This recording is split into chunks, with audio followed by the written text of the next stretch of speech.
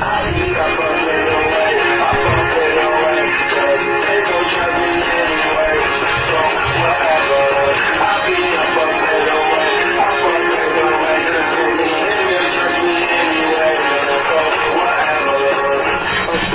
welcome back to Up, Up, and Away, a comic book movie news and review show. My name is Joe Gilpin. I'm joined as always by my brother, Matthew. How are you, Matt? I'm good. Doing well? Same as always. Doing awesome. Which isn't bad. Today is Friday. Every Tuesday we're going to bring you a Tuesday Newsday release of everything that's going on. It's Newsday Tuesday. Tuesday Newsday. I don't want to fight on this every single time. Well, it's going to happen until you come over to my side. You said Newsday Tuesday 4 times. I was drugged.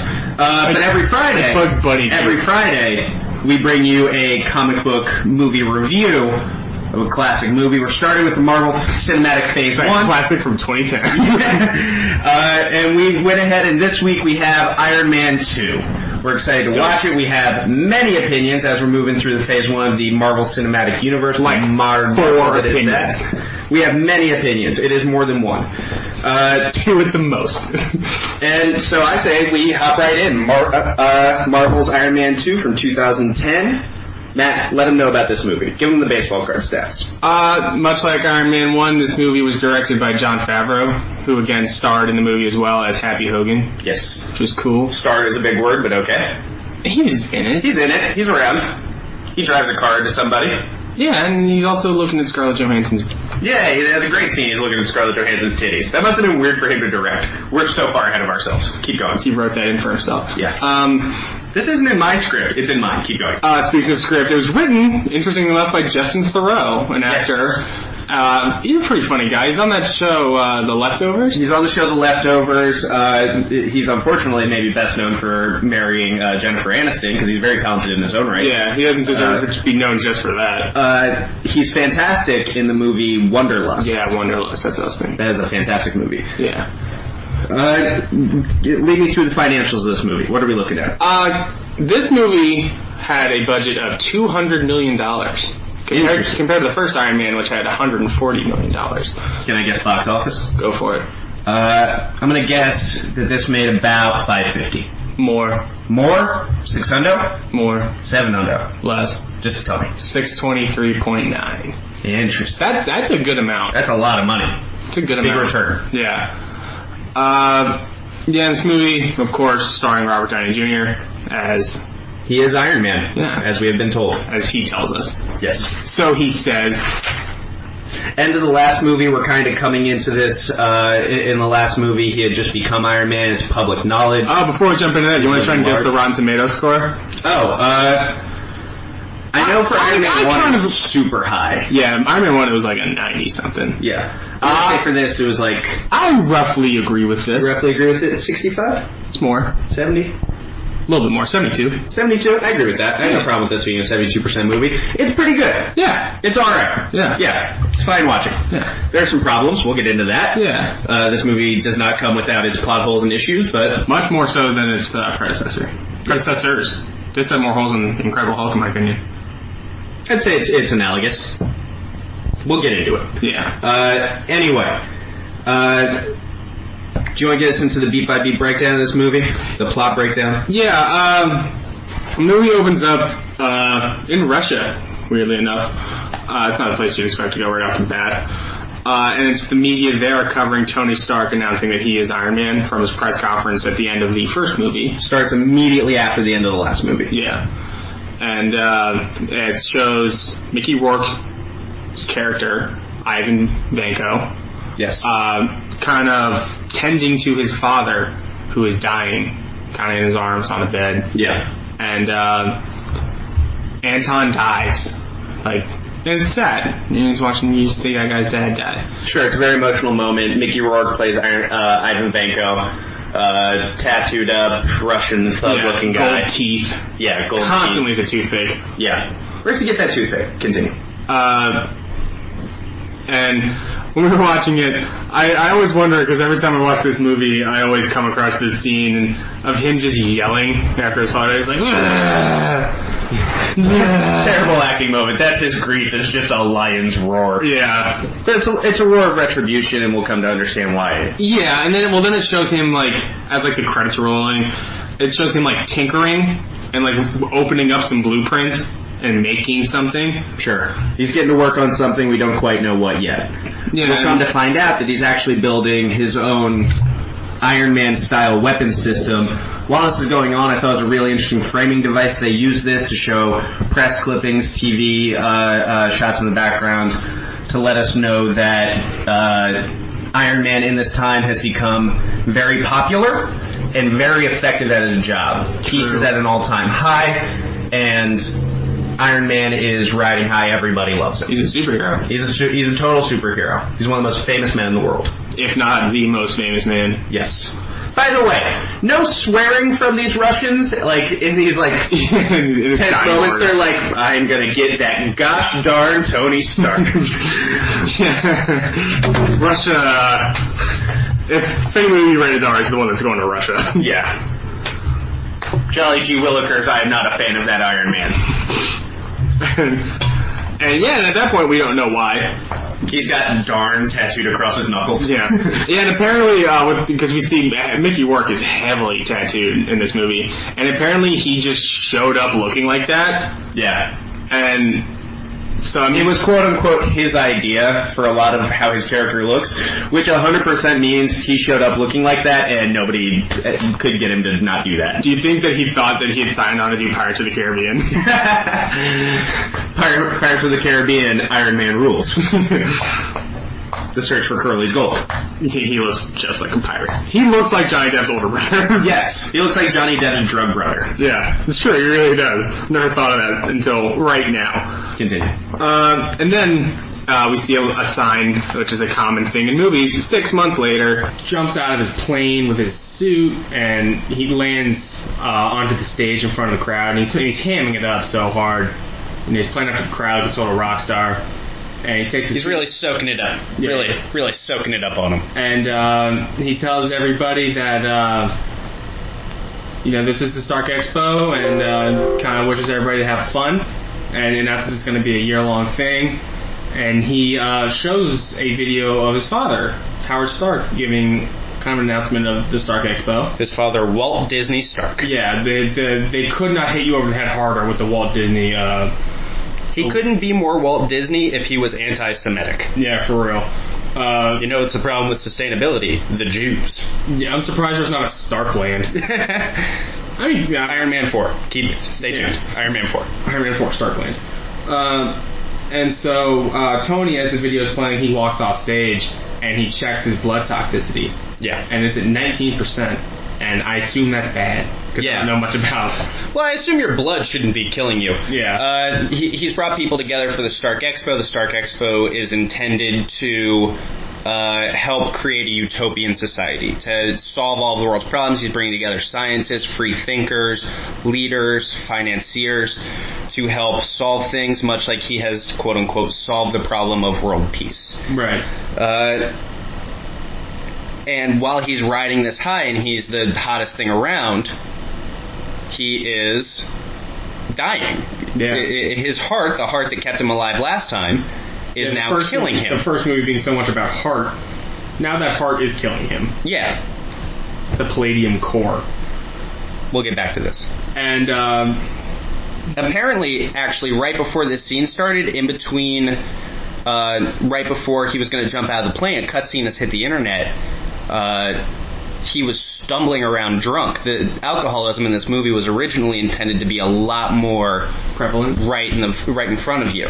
Oh wow! It's kind of alluded to.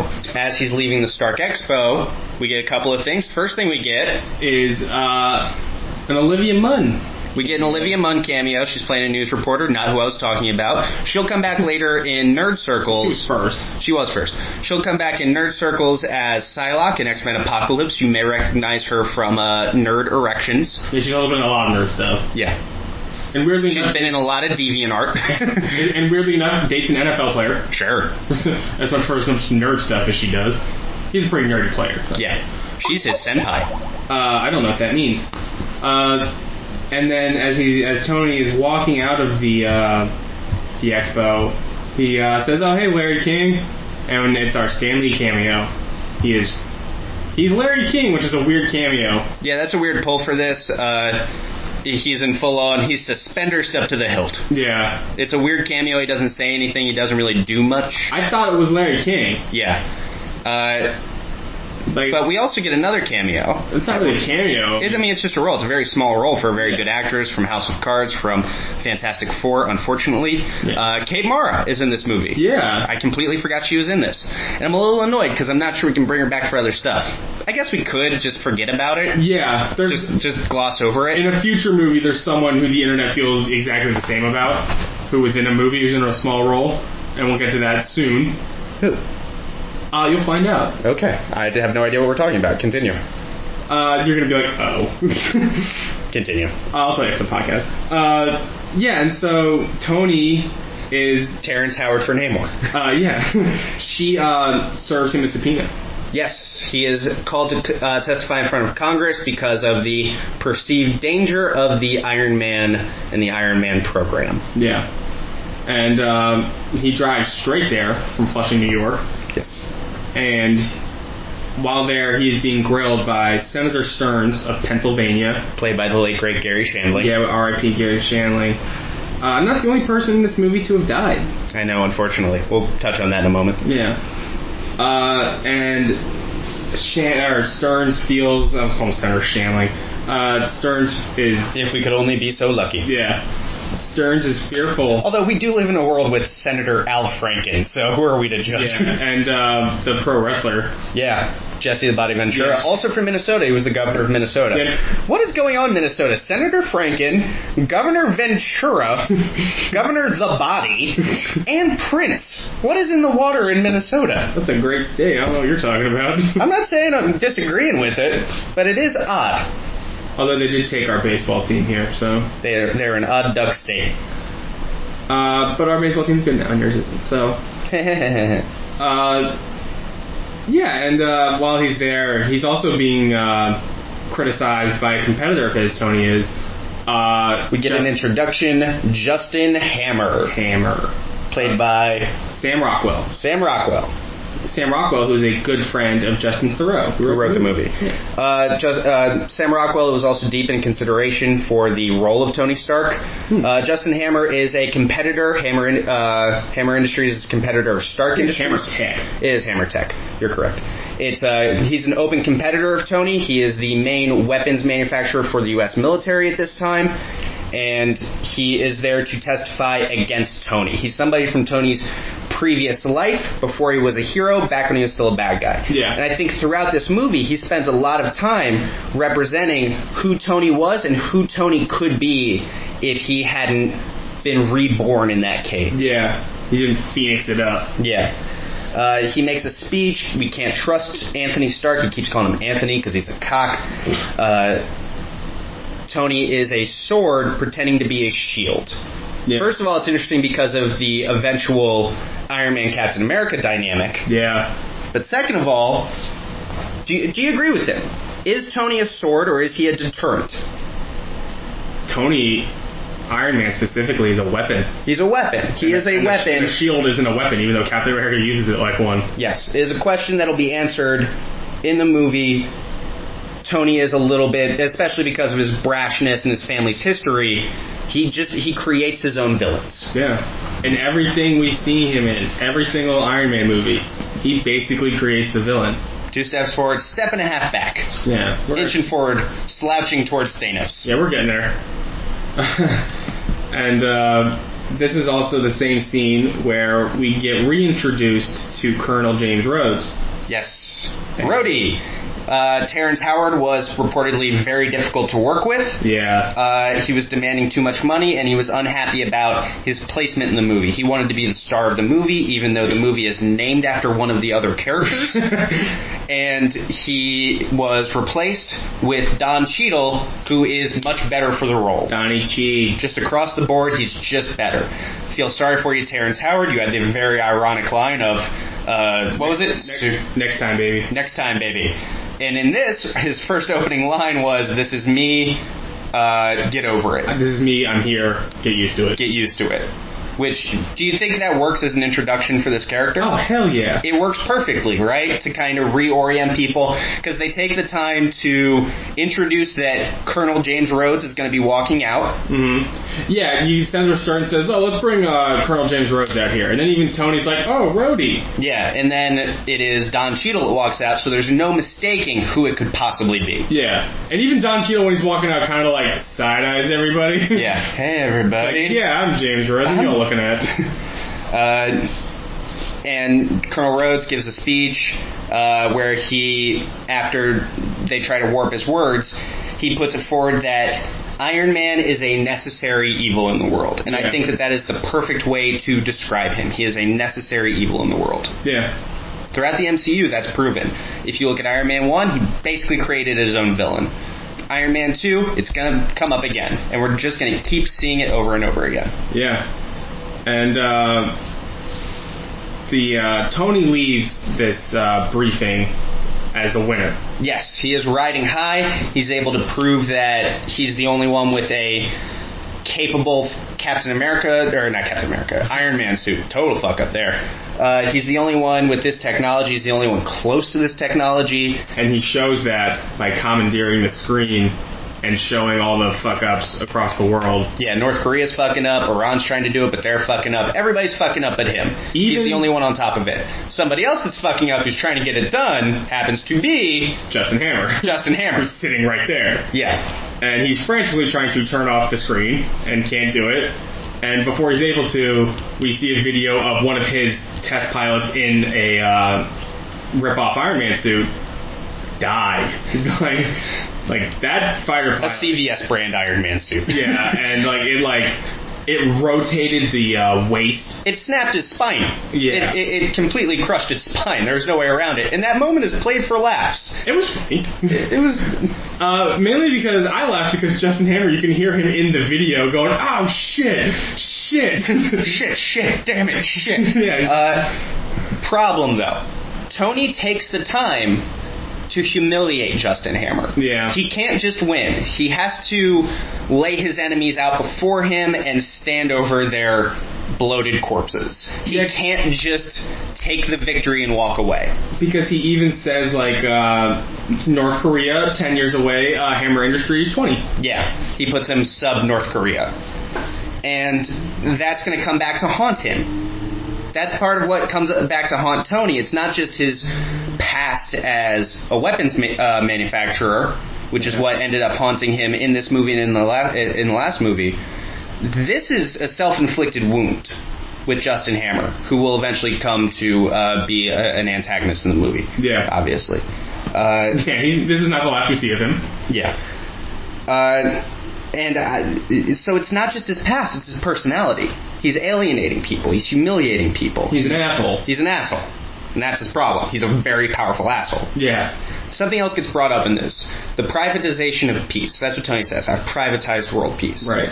Can peace as a concept be private? Or does it have to be a communal group venture? How the hell can you privatize world peace? That's not what peace is. It doesn't make much sense. You can't force peace on somebody. He's trying to take control of the world, and what's it eventually say? He's trying to build a suit of armor around the world. Yeah. I was about to say the same thing. And he can't do it, and he still hasn't learned that lesson. He tried, and it backfired. Big time. That's the biggest fuck up of his career. Yes, we'll get to that when we come to it in the order that we're watching these. Yeah. We move from this scene. Tony's riding high. He has a scene down in his little laboratory. Little workshop. Yeah, it's kind of cave-like, right? Yeah, that's a good point. I never really realized that. Yeah, he kind of puts himself in a little cave to create down in his own little laboratory. Comfortable. It's very comfortable to him. He's best in isolation. Yeah. And Pepper comes down. He's still not telling her about his blood toxicity. He's not telling anyone. It's very much a secret. And through a series of foibles, he makes her the CEO of Stark Industries. Yeah. And it seems that he's doing that just to focus on the Iron Man project. Yeah, I think that's what they're kind of telling you. That's what they're putting forward. That's what's on the most basic level. Yeah. But, having said that, If you dig a little deeper. It's because he's dying. Yeah. And they never really say that. They never really played up that fact. Tony's dying, and that's why he steps down effectively as the CEO of Stark. Yeah. That's true. And we also... So now he's free to live his own life. Yeah. Now he's just going to go do Tony Stark stuff. And at this point we get introduced to another new character, Natalie Rushman, played by Scarlett Johansson. Hell yeah. And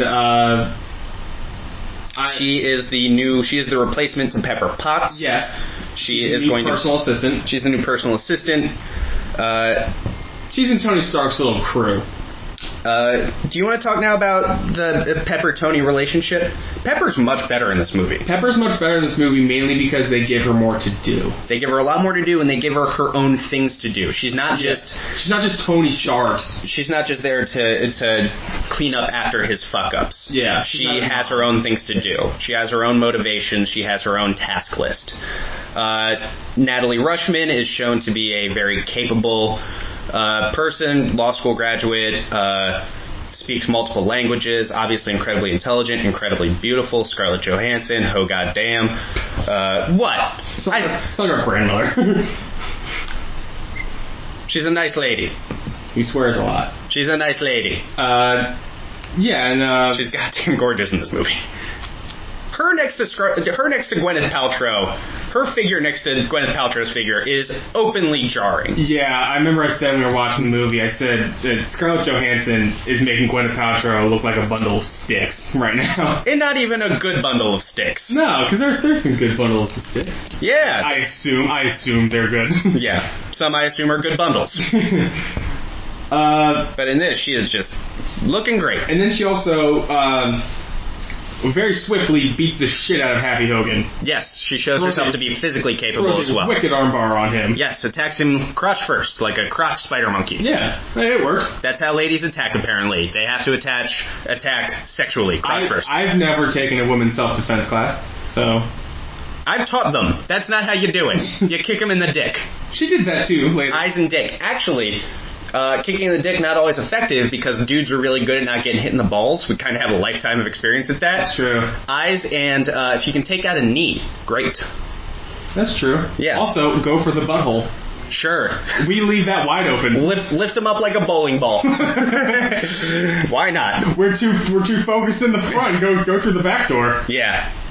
Cause of death. Reach around. She punched up through him like a Super Saiyan. Continue. What are we talking about? I don't know. Scarlett Johansson, reach arounds. I don't know. This whole thing has gone off the rails. Yeah, and then we see the scene shifts to Russia, back to Ivan Vanko, and he is handed a ticket to the Monaco Grand Prix. That's not going to come back up. We're just like, alright, cool, good for you, Vanko. Like, you've earned a vacation. You seem to be working pretty hard. Go enjoy the races. Yeah. Big left turns fan. Yeah. Go put on some copper. Yeah. Go buy a new bathing suit. Yeah. Go do you, man. Vanko buy a big hat. Vanko buy sun hat. Although if you see Mickey Rourke in this movie, he is not worried about sun damage. No, he is not. That dude is browner than this table. Yeah. Physical jokes. Physical jokes. Everybody gets our physical jokes. And then he was all like... and his face was like... This is wonderful podcasting. Continue. And then we shift to Monaco. Yeah, and then we go to Monaco, because that's where Tony, Pepper, Natalie, and Happy are. Yes. And you know who else is there? Justin Hammer. That's right. And weirdly enough, Elon Musk. Elon Musk has a small cameo. Yeah, I did not realize that the first 500 times I watched this movie. Yeah, it's Elon Musk. He approaches Tony about it. He has reverence for Tony. Like, it's supposed to be put forward that Tony is very much an Elon Musk type of character. He's like an Oppenheimer type of character. Yeah. And Justin Hammer is there. He is getting interviewed by Christine Everhart, making a return appearance. Yeah. Played by Leslie Bibb. Played by the wonderful Leslie Bibb. And Tony he's continuing it. He's still just smearing Justin's face. Oh, yeah, he's basically like, hey, Justin, fuck you. Like, he's basically saying that. Justin Hammer is Tony Stark's Salieri. Yeah. He's a genius. I know that because of The Simpsons. He's a genius, but he's just not one of the greatest of all time. No. Like, yeah, you're good. And he feels a masculine challenge. Yeah. The entire time. And, by the way, some funny work from all these guys. Oh, yeah, especially Robert Downey. Yeah, he's killing it. Yeah, he crushed it in this scene with his physical, facial expressions and whatnot. A lot of shade thrown. Yeah. They break out their reading glasses on this one. And so we see Tony leaves. Their library cards. Tony leaves and he goes to, he leaves the party. He just leaves the party, yeah. Yeah, they're at like a nice swanky gala. And like a restaurant type deal. Yeah, something. And we see a lot of waiters from a TV camera, from like a television screen, that Tony has found his way onto the track. And he has a car racing in this Grand Prix, and he commandeers it and just decides that he wants to drive it. Yep. Which is a Tony Stark. He owns the car, and he's going to drive it, and it's very Dark Knight Returns. Yeah. The opening pages of Dark Knight Returns. That's true, yeah. Bruce Wayne did something very similar. This is essentially the end of the first act coming up here. Yeah. This upcoming scuffle. Yeah, and then as Tony, he's racing, they've started the race, and out of nowhere, Ivan Vanko appears. And this is where the first plot hole comes into this movie. Vanko shows up as a pit crew operator. Yeah. Small problem. He had no idea that Tony was going to be racing. Tony had no idea. that Tony was going. Where was he? What was his plan outside of this? To take care of this? Was he just like, I like to imagine he's just sitting in a bathroom waiting, just scaring off anybody who walks in. They walk in, he glares at him for a minute. He has to go to the bathroom sometime. Listen, he's drank like 6 glasses of wine. He's going to be in here eventually. Or he's just like a waiter. Not that seal. Just like walking around. He's walking around. He's got the things on his wrist still. his suit's kind of like smoking. Plate of shrimp. Parrot on the other arm. Justin Hammer's trying to flag him down. Not realizing that like this dude's crazy. Yeah. With Vanko, he'd made his way onto the track, and wonderful CGI work going on. It was great. He's got an electrified whip on each arm that is capable of cutting through cars. He's cutting through cars, cutting through everything. Yeah. He's scorching the earth as he walks. Yeah, and he's like winding it up, and it's just scorching the earth. It looks really badass. It's not a suit. It's not as good as Tony did. But it has an arc reactor. It does have an arc reactor powering it in the middle. It's almost like an exoskeleton. Yes, he attacks Tony, stops the whole race, attacks Tony, and is trying to kill him. Happy's trying to make his way over to give Tony his suit. Yeah, a suit which he finally calls the football. Yeah. Which is what the president calls the briefcase that has all the nuclear codes in it. Happy's finally able to get to him after Tony's able to stall and get away long enough. By the way, if you can't kill just like a guy, Tony, he's just right there to be murdered. Tony's like a couple of 5'8", times. like 100. He's dying. He's dying. He's a dying man. Yeah, his blood is 25% toxic. Yeah, you should be able to kill this dude. His stamina must be awful right now. Oh my god, gas is out so hard. He's like a mid-90s Tyson. And so, is that a joke for me? He gets the suit, and in pretty quick order, Tony is able to incapacitate and defeat Ivan Vanko. Yeah, Vanko just kind of wraps his whips around Tony's arms, but Tony just kind of walks through them and makes his way to Vanko and then knocks him out. Yeah. And by the way, Vanko can take a punch. Everybody in this scene is taking way more damage than they should be able to. Is that why they made him Russian? Yeah, they're not able to knock him out. He's like one of those. He's like a 140-pound Mexican boxer, just a chin for days. Can't knock him out.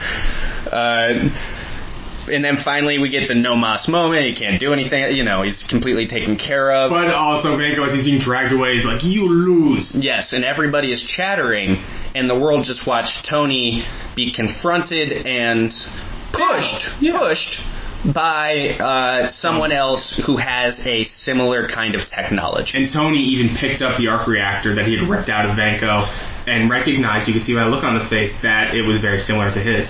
Yes. And that what he said to Congress, it's not true. He's very, very concerned. Rightfully so. Yeah, he's scared. Yes, and because of this, he goes and he meets with Ivan Vanko. Who is in prison. In his underpants. Yeah, for some reason he's not wearing any clothes. And I assume that's just another Mickey Rourke decision. Yeah, Mickey Rourke was just like, I'm not wearing pants today, guys. I am not feeling it. Hot. Robert Downey Jr. walks in like, okay. Should I be wearing clothes? Is this a no pants kind of like walkthrough to like make us comfortable? No, we're filming? Okay, I assume you can cut this out. Vanko, nice balls. Thank you. You trim your pubes.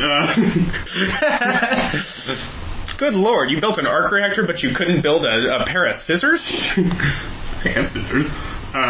Decision. Off the rails? Yeah. What are we talking about again? Vanko lets him know that he has accomplished his goal. His goal wasn't necessarily to defeat Tony, but it was to humanize Tony. Tony is not the man he says he is.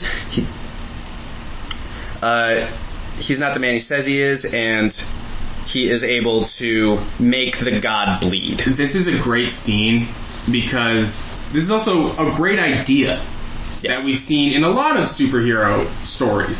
That these guys are put on such pedestals that if you make them vulnerable, they lose half their power, basically. Well, what you don't have to defeat is the person. You have to defeat the belief in the person. Right. And that's something inside all of us. Yeah, it's true. It's not an attack on them. It's an attack on the public's opinion of them. And interestingly although with Tony, he did talk himself up that much. Yeah, a guy like, to use a different property, Superman, he never went around saying he's the greatest thing on Earth. Yeah, it's true. Everybody else said it, but that's still, the goal with him is to humanize him, to make him bleed. That's what Luthor tries to do. Yeah. With Tony, he is doing that. He is cocky. Yeah. And so he does take this hard. Parallel. Yeah, he does take this really hard. And interestingly enough, this isn't the first time this is used by a villain. This will not be the last time. It is not the last time, definitely. And that is coming later. And I can't wait to talk about that movie. We also get allusions to Vanko's upbringing and that their fathers had beef. And Tony Stark just can't not fuck himself. Yeah. He can't not do it. Ironmonger, Justin Hammer, Ultron, I'll say it, Vanko, person after person after person. Cillian Murphy. No, Cillian Murphy is an actor. Yeah, fuck. The Iron Man 3 guy. The Mandarin. Yeah, let's say it. We have opinions about that. He can't not fuck himself. Yeah. And some of these wounds are self-inflicted, some are not. This one is not self-inflicted, really. It's just left over from his father. It's an attack on his legacy. It's Aldrich Killian. Aldrich Killian, I apologize. But Vanko is taken away to jail. Yeah, like a really hardcore prison type environment. Yeah. And it is there that Vanko is just like in his cell, and he gets his meal. Yeah. And it said there's a note in Russian that says "Enjoy the potatoes." And okay. He just eats it. But they're plastic explosives. And so they use another guy and to use as like a body double. They shove another guy in there. It's going to be Mickey Rourke after Mickey Rourke is dead. Yeah. By the way, I would be like, I look like Mickey Rourke. Oh, no fuck am I this guy's look-alike? Yeah, he turns around like him. And he snaps his neck. He kills that guy. He escapes, kills a guard on the way out, and he's taken out of there. He's abducted. He's abducted, basically, but he's broken out of jail. Yeah. And then it's revealed that he was broken out of there by Justin Hammer. Yep. Sits down for a meeting with Justin Hammer. Still has a toothpick in his mouth. Yeah. Where the fuck where is he getting these toothpicks? He just hit him in his ass for free. Some people do drugs. Some people do wine. He's just whittling toothpicks, apparently. You know, it's interesting, where they have the sit-down powwow between Hammer and Vanko, that's actually Elon Musk's building. Oh, no shit. Yeah, and the people walking around, those are actually his workers. Oh, interesting. So, little fun fact there.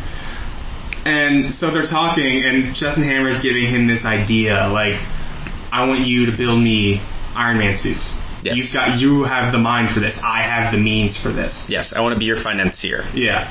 And then Vanko says something in Russian, and Justin Hammer very finally says, have you been understanding anything I've been saying? It's like, I can get a translator. Yeah. He's like, very good, man. And Yeah. he's like, very good, man. And they just bond over that. Yeah. And he's like, what do you need? And Vanko just goes, my bird. He's like, okay. Yeah. But there's finally an agreement. Hammer has been pushed to this, try to get some of his credibility back. He wants to one-up Tony. He sees a deal with the devil that he can make. He thinks he can control this guy. And so that's what we have. A guy who's been burned by Tony's legacy and a guy who's been burned by Tony's personality. Yeah. Which are the two sides of the Tony Stark fuck-up Venn diagram coming together to really shove one up his ass. Yeah. And Tony is really fucked. He's taking it hard. Yeah, he's taking it very hard. That way to put it. Somebody has come much closer than he thought, because he was certain. Like a few weeks ago, he said that like no one will have this in. It could have been a couple years. of days. Yeah. And then a couple days later. By the way, do you think the outrage from the public was justified? Because the Ironmonger fight was much tougher. He showed that he took care of this guy. Do you think it's justified, people being this angry and upset? Because this guy didn't have a suit. But he had the reactor. He had the reactor. I'm not sure how people know, though. See, that's the thing in public's eyes. Like, how much would we know about this guy? Very true. We would not know anything about the tech he's using. No. We would have the video, and that's really it. Yeah. I'm just like, whoa, look at that. But there's a universe that's seen Harlem destroyed by the Abomination. It saw the Ironmonger fight with Iron Man, assume it. And it's even 70 years before.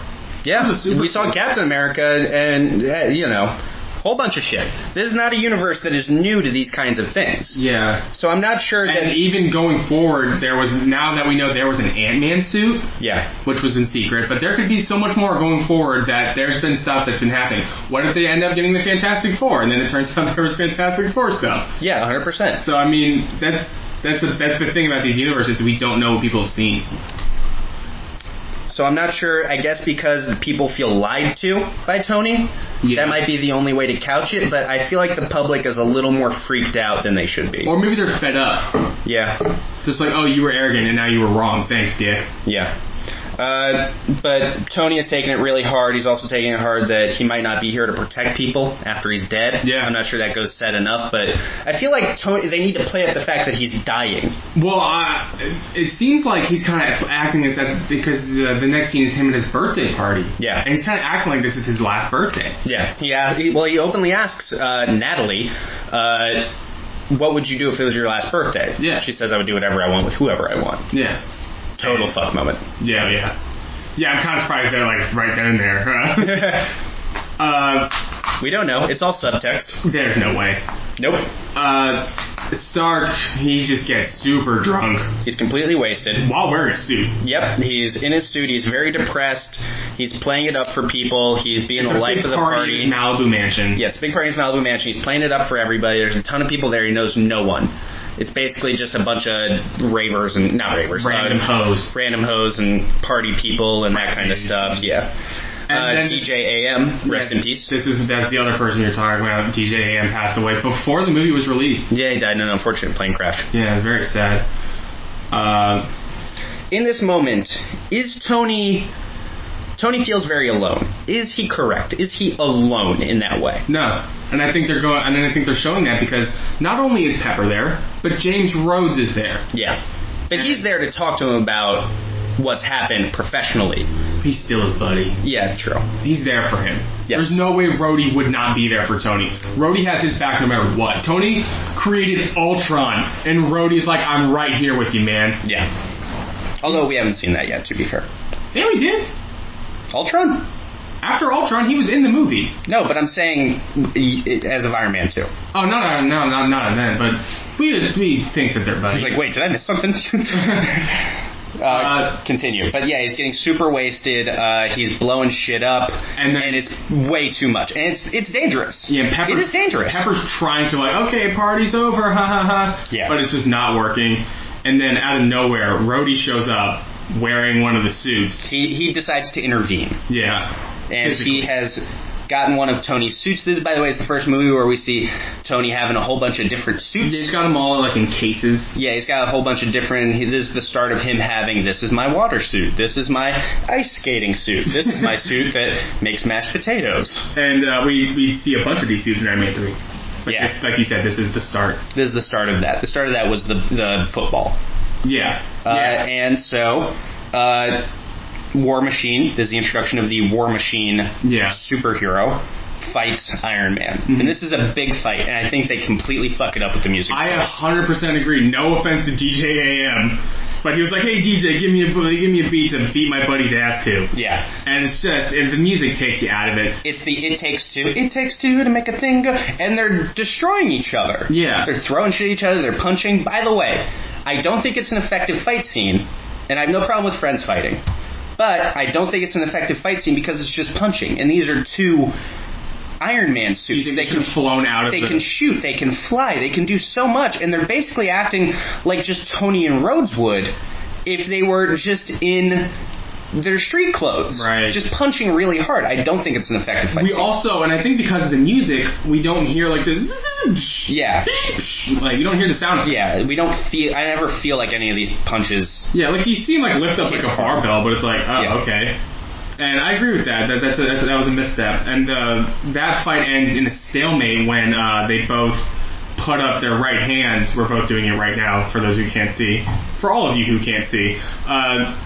And they both shoot a laser, and it blows up the room. There's a counter effect. Yeah. It meets in the middle, and it just explodes. Yeah. And they're both like, all right, truce, or whatever. I don't think he said that. But then that's the effect. Rhodes has effectively proven his point and gotten him off the ledge. Yeah, and Rhodes takes the suit. Yeah, he flies the fuck off. And he takes that suit to the military. Yeah. And they have Justin Hammer outfit it. Yeah. With a bunch of weapons. Unbeknownst to the military that Justin Hammer is working with Ivan Vanko. Yes, he has earned back his contract somehow. Yeah. I guess because of the fear of Iron Man, of Vanko. Although I guess people think Vanko's dead. Yeah. Yes, because of the jailbreak, everyone thinks Vanko's dead. But still, people think, okay, it's incapable. People can do this. Yeah. It's the 4-minute mile. As soon as one person broke it, 12 more people broke it the next year. Something like that. So this is the 4-minute mile, people. As soon as somebody did it, somebody else is going to do it. We have to get on this as soon as possible. And they just skipped in line. They grabbed a suit. Yeah. And then the next... Super illegal. And we see Tony coming off down his hangover. He's chilling in Los Angeles city proper, and he's confronted by the first time we really see him, besides that post-credit scene at the end of the first one, director Nick Fury, played by Samuel L. Jackson. Yes, this is our first real introduction to the Nick Fury character. He's had a couple of lines, but never real interaction with anyone, and this is our first Fury. He's going to tie together the universe in a lot of ways. Yeah, this is a big moment. And they go to an IHOP or a Denny's or something so Tony can get some food. And this is where it's revealed that Natalie Rushman is not Natalie Rushman. She is actually Natasha Romanoff, a secret agent of S.H.I.E.L.D., a Russian secret agent. And then it turns out that Tony did not know this, that Howard Stark was a founder of S.H.I.E.L.D. Yes, Nick Fury kind of gives him the rundown of who he is and what he brings to the table and what his appreciation for the Stark name is. And we learn that Howard was a much more philanthropic guy than we originally thought. And he also tells Tony that Vanko's father jointly invented the arc reactor with him. Yes. And that's why Ivan could do it. Yes. Because he had the blueprints. But some of this stuff, continue. But Howard believed that Anton Vanko was selling secrets to the Russians, and so he had him deported. Yep. It ruined his career, and that's why he was in shambles, what we saw in the beginning of the movie. And so here's where we get the legacy of the Starks coming back to bite Tony. It's not a self-inflicted wound to himself, but it is still the Stark legacy coming back creating problems. Yeah. Do you feel like any of the Fury stuff is kind of forced in to kickstart the universe? And the Black Widow stuff? Because they don't... If you take the through line of conflict, they give information, And then there's one thing later with Black Widow, but they don't actually do much in terms of the plot. I think they give him a push. They give him a push. That's a good way to put it. Yeah, they're an insider. Yeah. And also, Fury gives him some of his father's old material. Yeah, that's true. And while Tony... By the way, very pissed off Coulson in this scene. Oh yeah, Coulson's very angry. He's telling Tony, like, don't fuck with me. Yeah. Well, because he fucked with him hard by revealing he was Iron Man. Yeah, it's true. Oh, true. I didn't even think about that. That's why he's pissed. That's why he's pissed off at him. Yeah, no, because he's like, I got bigger problems in the Southwest region. Yeah. He's like, dealing with your... Get to that soon. Oh, yes. Fury gives Stark a whole bunch of stuff. Yeah. Included in there is proof that Vanko did a lot of work with his father. And there's also, in a journal of Howard Stark's, a drawing of the Tesseract. A drawing of the Tesseract. We see it's a small little Easter egg. And there's a very convenient Howard Stark tape where he's talking to adult Tony. I dislike the word convenient there. It might not be convenient. Here's my issue with it. It's exactly what Tony needs in that moment. But if people attack stuff like this all the time, and I think they're wrong too, because if something bad happens to occur to one of our main characters, everybody's fine with it. Oh, a storm cut off, this thing that was going to come, so we don't have that, and so things are harder. Everybody's like, darn, drat. Yeah, I understand. But if a good thing happens like this, people don't accept it. Bullshit. Yeah, people don't accept that a good thing can happen by accident or conveniently. Yeah. And I think that that's a mistake. It seems, knowing Howard Stark, everything that we've ended up seeing from him, both John Slattery and Dominic Cooper, who plays a young version of him in the Captain America movie, is that while Tony always saw him as a cold and calculating man, he's a man who cared. He cared very deeply, and he was trying to make the world a good place as possible. Yeah. And while we never see him overtly say things to Tony like, oh, I believe in you, champ, or, oh, you're my boy. This is where he does that. This is where he does that. And he tells Tony through this video that my greatest creation is you. And then he says, I am limited by the technology of my time. And he says, one day you are going to change the world. And that is a super emotional moment. Yes. Because as anybody who has lost a parent could tell you, that moment would fuck any of them up. Yeah, it's amazing he's not crying. I would. Yeah. Hearing your father tell you a message, like, my God. Yeah. It finally validates so much of what Tony is doing, and I think it validates him in his own mind again as a good guy who's doing good things. Yeah. And that he is there to help the world. Well, like Nick Fury also said to him, he said, your father was going to start an energy race that was going to dwarf the arms race. Yes. And so that tells you right there that Tony is the most capable man, but also can be the most dangerous man. Yep. He has his finger on all the buttons. Yep.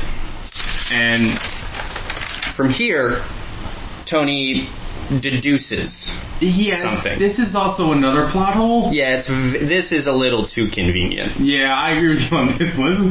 This kind of came out of left field. So, Howard, in one of the previous Stark Expos, has a city designed around the arc reactor. Yeah. And Tony realizes that if you strip away a lot of the blueprint for some of the ancillary stuff, it makes an element. Convenium, I like to call it. Plotolium.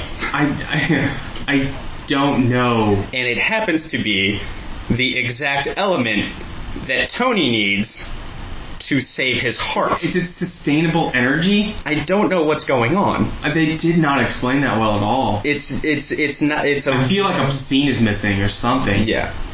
And so Tony just starts working on it. He synthesizes it in about 2 days. Yeah. Because that's how you can make an element in 2 days, a brand new one. And they also hit you over the head with the Captain America Easter egg. Yeah, he uses the Captain America shield to prop up his machine to help make the element. Using the help of Coulson. Yep. And this is where Tony, he puts it in, and he ends his palladium dependency. Yes. So very risky to just put in that new core, by the way. Sure, yeah, and he's just like, oh, yeah, feels great! Yeah. And he supercharged himself. Yeah. And at the expo, we see that Ivan Vanko has built Justin Hammer some drones, not suits, because we saw that Vanko told him drones are better. Yeah. But we also saw that Vanko was doing his own shit. Yeah. He was just using Hammer tech to make his Whiplash suit again. Yeah, 100%. And he's using him for his own purposes. Yeah, and so Hammer brings out his Army drones, his Navy drones, his Air Force drones, his Marines drones. He's going to Voltron him at some point. Yeah. That'd be cool. Yeah, honestly, it's a good idea. Yeah. Like, in theory, I can see why the military's like, let's do this. Yeah. Nerd military. Let's Voltron him. Push his glasses back up nose. Can they Voltron? Some really, like, button-up military guy. Yeah, he's, like, totally into it. Yeah. But he unveils these drones, but they also unveil War Machines. Yes. He's trying to kind of recreate the Stark Expo from the beginning. Yeah, very true. And is a very heavily weaponized version of the Mark II armor that we saw birds fly away with. It's got a big Gatling gun on it. It's painted in red, white, and blue. No, it's not. This is silver. Oh, this is the silver one. This is I still apologize. silver. And we see... Yeah. And we see I know. And we see then... Sorry, buddy. You're a sore winner. I am. I really am. You can attest to that. You are the worst. That's why I can't give you an inch, because... I'm the Cam Newton. Hey, man, I'm going to dab on you if I score a touchdown. You want to stop the touchdown and stop the touchdown. Yeah, continue. But this is how you make Justin Hammers and Ivan Vankos. Hey, fuck off. Dabbing on them. Did we learn nothing from the congressional hearing? It's basically exactly what happened. Hey, man. This would be a great argument for Roger Goodell to make. Continue. NFL would just be like, what? And nerds would also be like, what? Nobody gets it. But yeah, we see and then Tony flies in and he says, because Tony gets a message from Vanko. Yes, Vanko contacts Tony, tells him his plan, basically. Smooth move, Vanko. Yeah, right? Well, no, he wanted Tony there. Yeah, he wants to because he wants to fight. He wants to kill Tony. Yeah. That's his plan. It's a little clunky. I get it for what's the make God bleed stuff. It's clunky, though. Yeah, the whole plot's clunky. That's my issue with this. Honestly, there's not a lot of Vanko in this movie. No, he disappears for about 45 minutes. Yeah, the last half of it. There's just long cut scenes of him feeding parrots. Yeah, no, cockatoos, Joe. Yeah, I apologize. Continue. And then so we see Tony, he flies in, says, we gotta get these people out of here. He recognizes the threat before anyone. And I think Hammer's working with Vanko. And Cheadle's like... How does he make that jump? Do you remember? He traced the call. Oh, he did trace the call. That's exactly right. Yeah. And so he sends Black Widow and Happy to go to Hammer Technologies. Well, no, he doesn't send them. Pepper and Natasha are backstage, and she makes Justin confess. She puts him in that little armbar thing against the table. Yeah, that's right. And it's like, where's Vanko? And he's like, So he's at the crib. He's at the Elon Musk thing. Yeah. He's hanging out with Elon Musk. Elon won't shut up. And so she goes there and whips ass using her crotch. Yes. And just crotch attacks everybody. Yeah. And it's funny juxtaposed with Happy doing a one-on-one fight with some dude. Yeah. And once Happy knocks him out, he's like, alright, I got him. He looks over and there's 20 dudes knocked out from Natasha. Which is alright. She went through him like Grant took Richmond. You ever notice... I've heard that thing a lot in my life. When we saw the movie Lincoln, Grant just walked in and took Richmond. Yeah. He didn't even do it that excitingly. Yeah, it's not like he ran through him. I've always heard that oh man, John Riggins ran through that defense like Grant took Richmond. It's oh man, that sounds dope as shit. I bet Grant fucked Richmond up. Yeah. So we watched that movie and they're just oh hey, Grant's here. I guess he's got it now. I was what? You really thought there was going to be a big Michael Bay fight in the middle of Lincoln? No, that movie. How do you take the life of Lincoln and find the most boring 3 weeks? What do people want to find out about Lincoln? How he achieved cloture. That was the big thing in that movie. Spoiler alert. Yeah, every scene in that movie is Lincoln saying something like, well, it seems to me that when a frog meets a dandelion... And it's just Boyd Holbrook going just kind of sitting back and gurgling. And then Joseph Gordon-Levitt showed up. Yeah, this has been Lincoln Cast. Yeah. Thank you everyone for joining us. Subscribe to the podcast. We just saved you 3.5 hours. That's as much enjoyment as you're going to get out of the movie Lincoln, I promise. But Daniel Day did deserve the Oscar, because... Fuck you, why not? Yeah. Continue. And so Romanoff, while there, she's able to hack into Rhodey's suit. Let's back up a little bit. Rhodes has been hacked by Vanko. Vanko is using Rhodes to attack, Lincoln and he's also using the drones to attack. We went down a classic Lincoln corridor. It's like the fourth time it's happened. Not with Lincoln, but... Yeah, we keep having to re-record because we just end up talking for hours about Lincoln. The drones are attacking everyone. Tony is trying to draw their fire. Thankfully, Tony is the...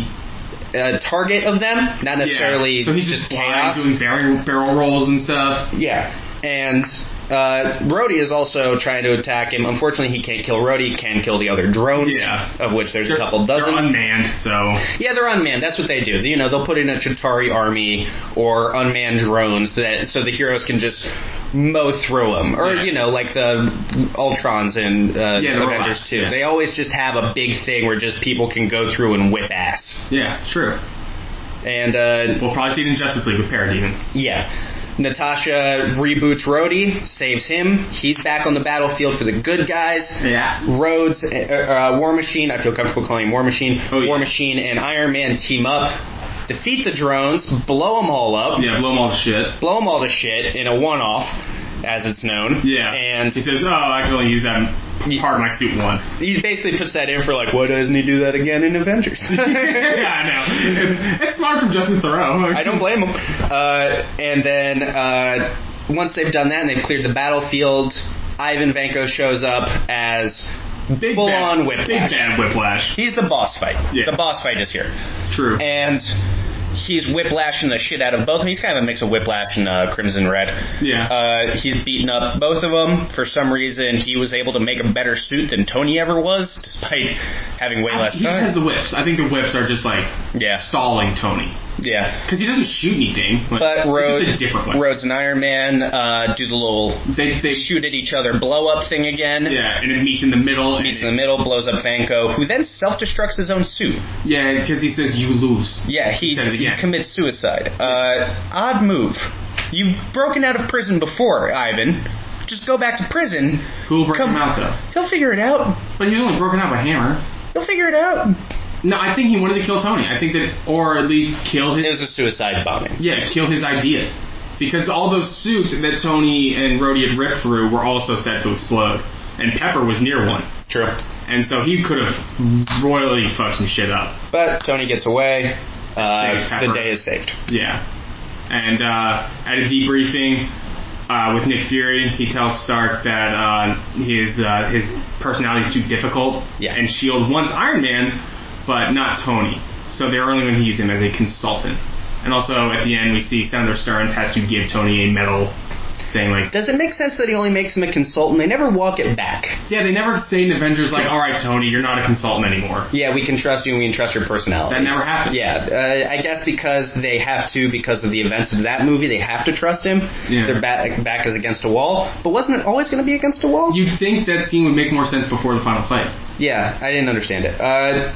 But yeah, then they're given medals of heroism, Star Wars Episode 4 style, Star Wars New Hope style. Yeah. Yeah. And then that is the end of the movie, not counting the post-cred. Wait, isn't that Episode 1? Well, it was the first one to come out, but it was episode... This is why it makes no fucking sense to name them 4 and then have prequels. Just have them goddamn things. The first 1970s movie. Okay. Then we have the post-cred, Agent Phil Coulson in the southeast region. New Mexico? Southwest, I apologize. They have found... It's New Mexico, yeah. Thor's hammer. Yeah, or just a hammer. A hammer, which we will know will eventually become... Is Justin Hammer. We found a hammer in the southwest region. Yeah, I found a hammer. He's a fucking dick in New Jersey. No, we're stupid. Alright, So, that's the end of the movie. What? So that's the plot of the movie. Now let's break down... Let's do a character-by-character discussion. We'll start with the titular Iron Man 2. Iron Man also. Tony Stark, played by Robert Downey Jr. again. We talked a lot about the casting and everything in the first one, so we can just talk about him in this movie. What do you think about Tony's arc in the movie? from the beginning straight through to the end. Well, you said something I didn't know earlier, that they had a scene of him being an alcoholic before his party scene. Yes, it was supposed to be really played up, and it's very common in Iron Man literature. He's a known alcoholic. The Demon in a Bottle storyline. Go read it. Yeah, it's pretty good. It's a little dated at this point, dated, but it was revolutionary at the time. The thing about Tony Stark comics, though, are always this, like, oh, he's hanging out with this celebrity from the 80s. It's like they're long dead now. Oh, man, it's him with Sarah Michelle Gellar. Well, I know she's not dead. And Joe's first wife. Sorry. Oh, yeah, 100%. Her, the Pink Ranger, and Britney Spears. Boy, I have a type. So it starts with him in a really dark place. Actually, it doesn't. It starts with him in a really good place. Yeah, no, he's on top of the world. He's feeling better than ever. He's created peace, but it dips, and he realizes that he's still a big problem. He can potentially be a problem. The Stark legacy can be a problem, and he's still an asshole. And he creates his own problem that he then solves. There's a recurring thing in the Iron Man universe we've talked about. Yeah. Do you think that's an effective well to go back to time and again? Nope. I don't think they can do it any more than they've done it to date, as of 2016. And there has to be outside problems for him. And maybe problems that he creates through being an asshole, but still... Hey, what if he just doesn't create a problem? Yeah. What if it's an outside thing once in a while? What if something bad just happens to Tony just because, shoot. Yeah. Like, and to say, I like the idea of how they're kind of going that with the DC extended universe, is that Superman is some kind of beacon. And it's not necessarily anything he did. It's just his presence. The fact that he exists. Yeah, and the fact that Tony exists, you think would bring challengers.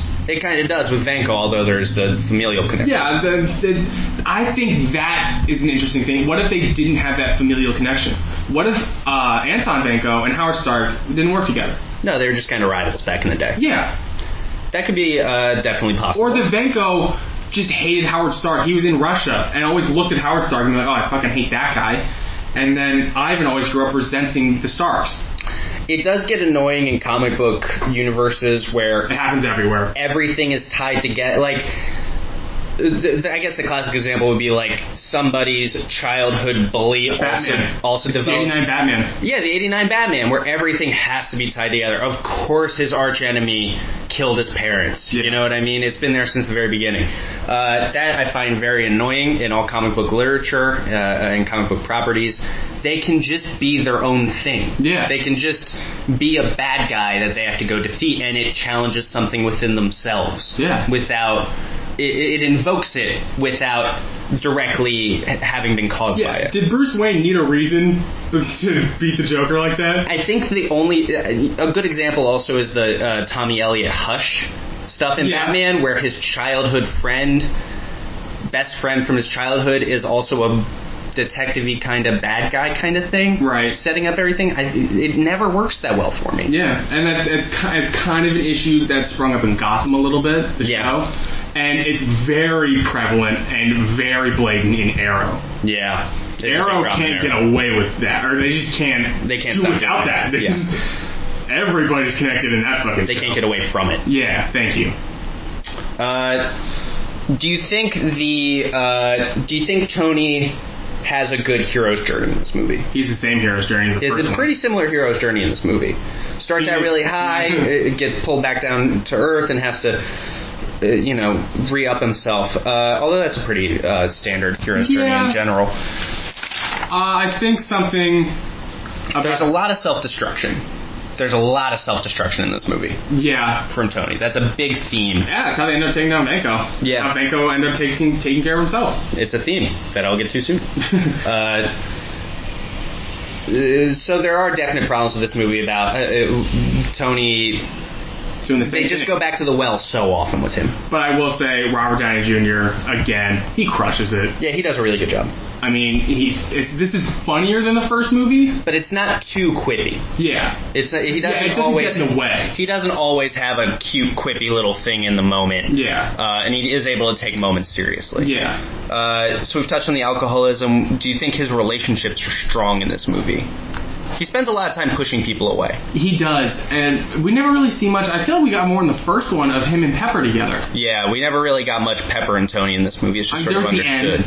Yeah, stuff at the end and the stuff of him in his lab cave. But that was really it. Yeah. We don't get a lot of strong stuff with Pepper, and we don't even get a lot of him and Rhodey. We just get... There's a lot of Tony on his own being isolated. But I will say something when we get to Rhodey about that. Let's get to it. Colonel James Rhodes goes from being a military liaison to being a full-on superhero by the end of this movie. Yeah. That's his journey. And he does it through trusting Tony. He's rewarded for his trust of Tony. And he does it through loyalty. Yeah. What I was going to say regarding James Rhodes is... Who cares? You buy it, and it's because of Don Cheadle. They have a lot better chemistry. You buy their buddiness. In this movie. You buy movie. the friendship. Yeah. I mean, if that's Terrence Howard in that suit, I mean, like, yeah, it carries over from the first film, but they didn't do much in the first film together. Yeah. Like, he just called him on his flip phone. True. They really, and they had this scene in the casino, but that was really about it. They didn't have a ton going on. Like, I remember when they were on the roof together at the end of this movie, and he was like, great job back there, buddy. He's like, thanks, you too. It's like, oh, man, great job, guys. Like, you really felt that was like a buddy. Do you buy that he's able to just step in as a superhero? Yeah. Kind of from the ground floor. He's Definitely. just able to start flying the suit, and he understands everything? I mean, he's an experienced military fighter pilot. I mean, Sure. I think he can just pick it up on the fly. I think he's a smart guy. And honestly, I feel like his character was smarter than Terrence Howard's version. I absolutely agree. He's definitely... He's an upgrade in every sense. yeah, I agree. don't see any way that Terrence's was better. I agree. And I would implore people, if you think he was, please let us know. Please let us know. And I would love to tell you are wrong. We'll let you know how to do that soon. Justin Hammer. Would you consider Ivan Vanko or Justin Hammer to be the main antagonist of this movie? Who's the bad guy in this movie? That's a question. I mean, it's almost 50-50. Like I said, I really think it's Tony's past and Tony's personality both fucking him. Hammer is his Salieri. We talked about it during the plot, and he's never able to get over on him. You almost feel bad for Hammer. Where do you think he goes? Where is Justin Hammer as of the end of this movie? Jail? You think so? I think he's in jail. You think he's in jail? He might be out by now. Yeah, true. It's been a minute. And basically this is an ego thing. Yeah. He's never able to control his ego well enough, so it drives him to push himself in that way. He is a total throwback to Tony's previous life as a weapons manufacturer. He could have been Tony. Yeah. Easily. And he knows it. Yep. I would love to see their background. And honestly, both of them could have been. Yeah, had Tony not gone into that cave, he would still be competing with Justin Hammer worldwide, trying to give the world as many guns as possible. Yeah. And I'm sure, he would give the same Jericho missile kind of thing. It would create an arms race around the world instead of an energy race. Yeah. So that's the Justin Hammer character. Do you like the arc? I do. Because it's a descent. He goes from being a pretty trusting guy. He's a military. Relatively. He's an arms dealer. Yeah. But by the end, he's in jail. He's accredited in the beginning. And I feel like every step is earned because you show him getting put down step after step. Like I said, you almost feel bad for him, but then again, he trusted a really evil dude. Yeah. He just has bad judgment. That evil dude. Desperate. How do you think Justin Theroux does? Justin Theroux? Fucking Sam Rockwell. I apologize. He crushed. By the way, Moon is a great movie if you haven't seen Moon. Wonderful science fiction movie. He does a really good job. Rockwell crushed it. He's a great actor. He's a great actor. I kind of want him to come back. I would not hate that in the slightest, although I'm not sure they could find a good place for him to come back. This is really the Justin Hammer kind of story. I forget what they are called. And we talked about it, I think, in our last podcast, that kind of their Legion of Doom that was run by the Green Goblin. Oh, boy. Not the Sinister Six. Not the Sinister Six, but it was like it wasn't when Norman Osborn became head of S.H.I.E.L.D. Oh, the Thunderbolts. The Thunderbolts. Yeah. No, that's closer to their Suicide Squad. Their Suicide... Oh, okay. Yeah. Well, maybe Hammer can, Well, he can work as an outfitter to somebody. Yeah. As, a behind-the-scenes guy. Like he did Vanko. But they kind of have Claw for that right now. That's true. They have Ulysses Claw, and I think he's kind of taken up that role. Yeah. So he would just be a redundancy probably in the Marvel Universe. And I would doubt we're going to see Sam Rockwell again. Yeah. Especially after this long. Someone we're definitely not going to see anymore, assumedly. It is Marvel, so no body, no death. Ivan Vanko, played by Mickey Rourke. How do you think Mickey Rourke does in this movie? Like I said, I really laughed when he was like, "Ugh," when his father was dying. It's because I like Mickey Rourke as an actor, but I thought that was really fun. It was comically bad. Like, it wasn't like overtly bad. He's giving a very comic book performance. Yeah, that's actually a good way to put it. He's giving a very off-the-page comic book, 1970s kind of style, mustache twirling. He does really well in some parts. Anytime where it's just him talking with someone, it's quite good, and you buy it. I think him in battle, I don't buy it as much. Yeah, I love the scene of him and Tony talking in that. Him and Tony talking? When he wasn't wearing pants, that's the best he was. Yes, weirdly. Listen, man, if you need to just imagine everybody in underpants. Or just be in underpants. He just took his pants off when Jon Favreau said that. Yeah, I understand. No problem. Yeah, no pants. Yeah, Mickey was good. Do you think he accomplished what he wanted to accomplish? Vanko? Yes. Yeah. Everything but killing Tony Stark. Maybe he didn't want to kill Tony. That's something. Did he want to kill Tony Stark? I think at the end he certainly did. I think at the end he did. But then Tony could easily just fly off. But in the first battle, he said he didn't want to kill Tony Stark. It seemed like he had opportunity to kill Tony. Why wouldn't he just kill him? Just rip him in half? Just kill him. Slice him in half? Just slice him in half. He had the... It seems like he sure could have. At first he wanted to make God bleed. Yeah, do that. Make him bleed. Literally. Yeah, cut him in half. There's a lot of blood if you cut someone in half. I think that is an issue in this movie. Yeah. Why didn't he just come out and kill him? Yeah. I mean, I'm sure you could find subtext to find ways to back up why he didn't. But it's not that Tony represents a bigger thing where, if you kill Tony, you kill Iron Man. And it's done. You never have to deal with it again. But for some reason, he doesn't do that. And I think that's an issue. I never feel like that's explained well enough in the plot. Yeah. Let's put a little headcanon together. Why didn't he kill him in the first one? He says it's because he wants to make God bleed. Yeah, in the first battle. The first boss fight, the end of the first act. I think that's your reasoning. I think he just... he wanted to prove... Yeah, why prove that he's... Do you know the ultimate way to prove that he's vulnerable? Murder. Yeah. Make him die. Yeah. And... But sell it to me, even if you don't believe it. Yeah. Why does Ivan Vanko not kill Tony Stark? What is the argument for maim, not murder? Maybe you want to make him suffer. Make him suffer, make people...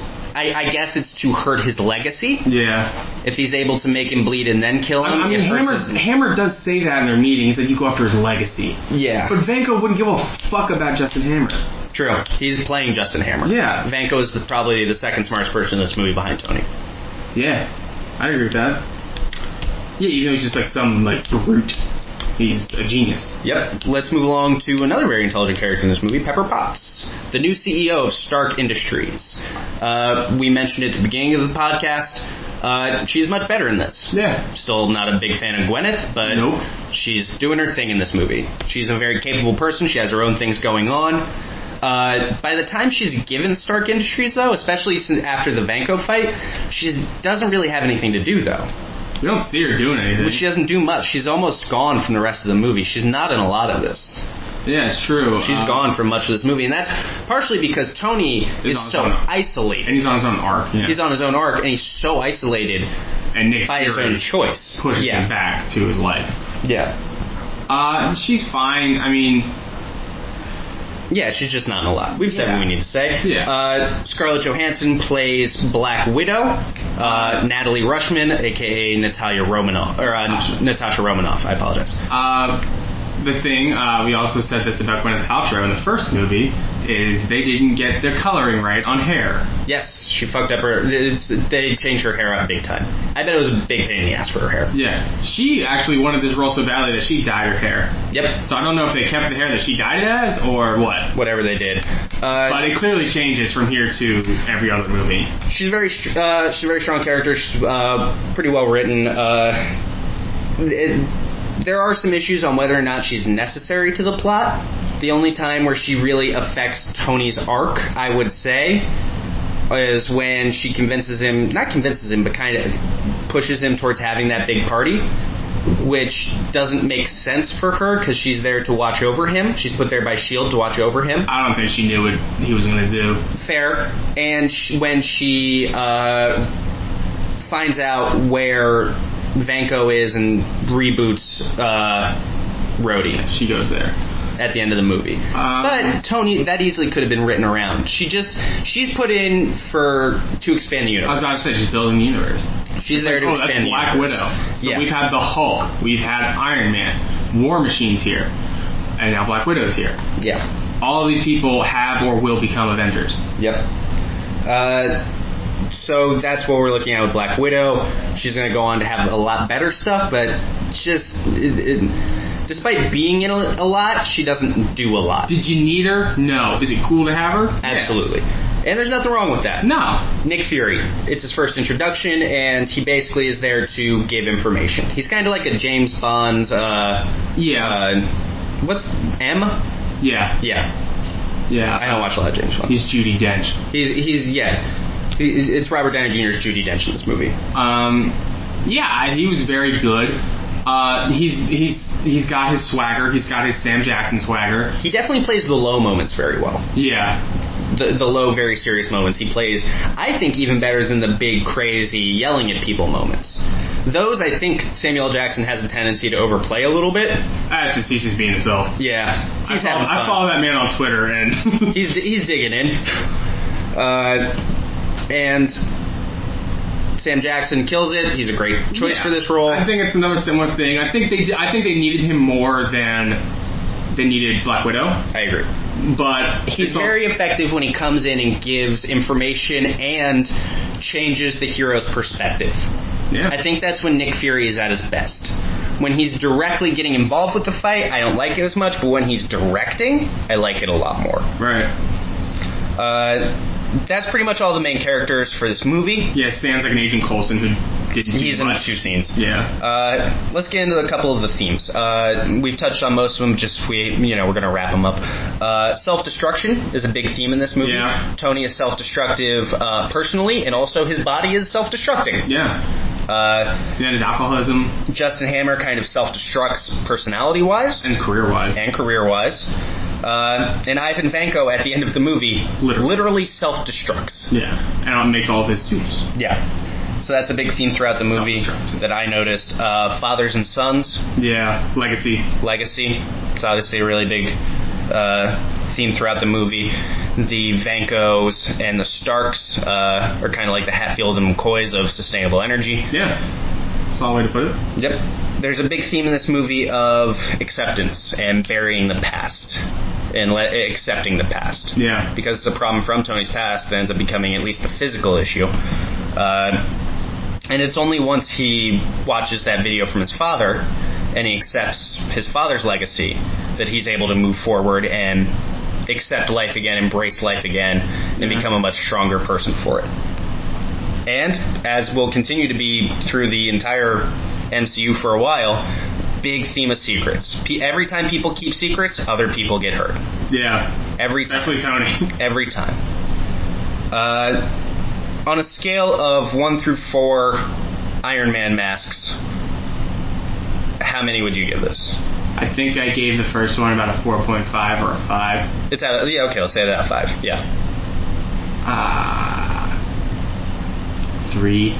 Yeah, roughly a 3 out of 5. This is a 3 out of 5 movie, maybe a 3.5 if I'm feeling generous. It's not a 4, it's a little above a 3. Yeah, it's a little above a 3. It's a C of a movie. Sure. Where do we rank it? We have the list of MCU Phase 1. We have Iron Man, and we have The Incredible Hulk. At 2, where does this come? I think this one's bringing up the rear. It's going to have to go above or below The Incredible Hulk. Is this better than The Incredible Hulk? I say no. You say no? You put this below The Incredible Hulk? Yeah, I enjoyed that movie more than I enjoyed this one.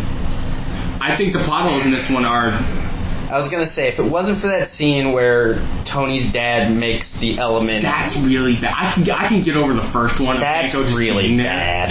I don't know what that was. Yeah, that's really I can explain the giant green monster. But maybe people will come in and let us know why we're wrong. And if you have a convincing argument, I'm willing to re-rank.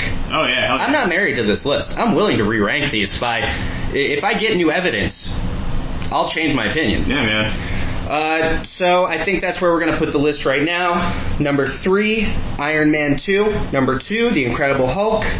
Coming up first place, gold medal, Iron Man. Yeah. That's the list as we see it. The ever-changing list. On Up and Away. What's next week, Joe?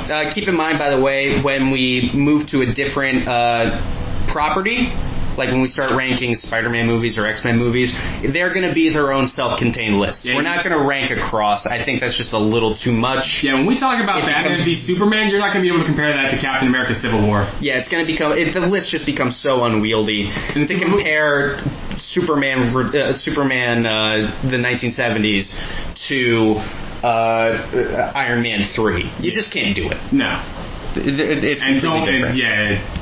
Just don't even expect that. Yeah.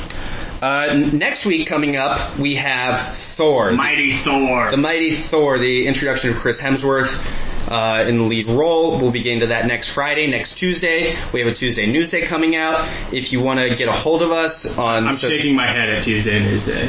It's Tuesday Newsday. If you want to get a hold of us, Facebook.com/Up and Away Show. Twitter.com, Up and Away Show, Instagram, Up and Away Podcast, and find us on Gmail, Up and Away Podcast at gmail.com. We've been having some interesting conversations there. I'd love to keep them going. Matt, anything else you'd like to put out? No. All pretty straightforward.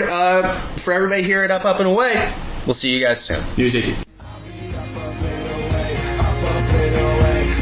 They don't judge me anyway, so whatever. I'll be